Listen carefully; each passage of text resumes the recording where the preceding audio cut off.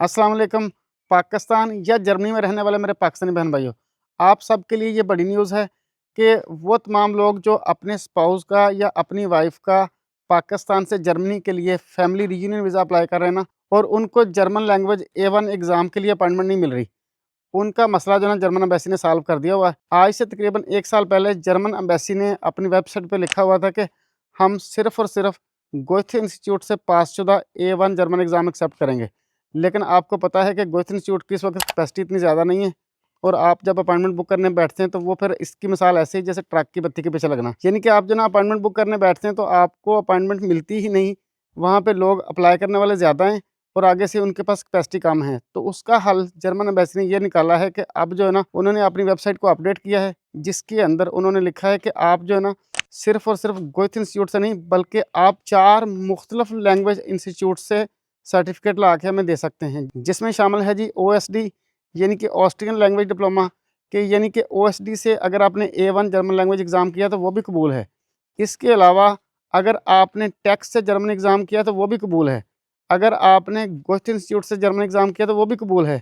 और इसके अलावा टेस्ट डेफ, यानी कि टेस्ट डॉइच एल्स फ्रेम्डस्प्राche, यानी कि test of German as a foreign language. आप इन चारों में से कोई भी लैंग्वेज सर्टिफ़िकेट ले आएँ वो एक्सेप्टेड है।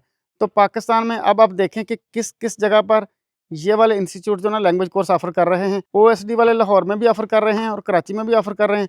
आप उनसे राब्ता करके उनसे कन्फर्म करें कि आपको जो ना अपॉइंटमेंट कब मिल सकती है। इसके अलावा आप मुझे कमेंट सेक्शन में आके बताएँ कि कौन-कौन से प्राइवेट इंस्टीट्यूट्स हैं जो पाकिस्तान में जर्मन लैंग्वेज A1 का एग्ज़ाम ऑफ़र कर रहे हैं। ये जो चारों लैंग्वेज सर्टिफ़िकेट्स हैं ना, जिसमें गोएथे इंस्टीट्यूट, उसके बाद OSD, उसके बाद टेस्ट डेफ और उसके बाद जो ना टेक, ये जनाब association of language testers in Europe, उनसे ये रिकॉग्नाइज्ड हैं।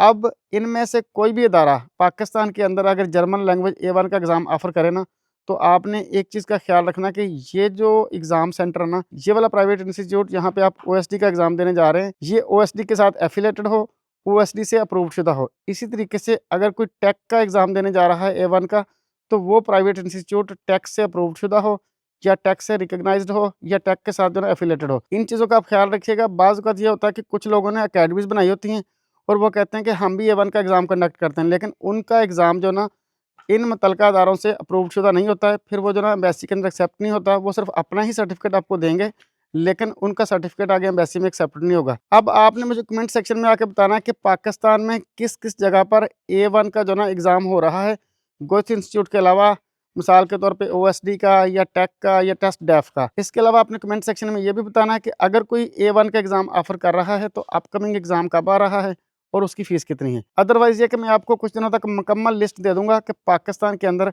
किस-किस जगह पर A1 का एग्ज़ाम कंडक्ट हो रहा है और जो ना उसका प्रोसीजर क्या है। मुझे उम्मीद है कि आपका जर्मन लैंग्वेज A1 के एग्ज़ाम वाला मसला तो हो गया सॉल्व।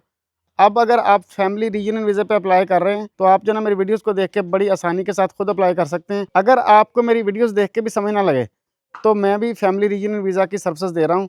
जिसने मेरे थ्रू वीज़ा अप्लाई करवाना है, तो आप जो ना मेरी असिस्टेंस भी ले सकते हैं। अपना और अपने प्यारों का बहुत सारा ख़्याल रखिए और मुझे आप अपनी दुआ में याद रखें।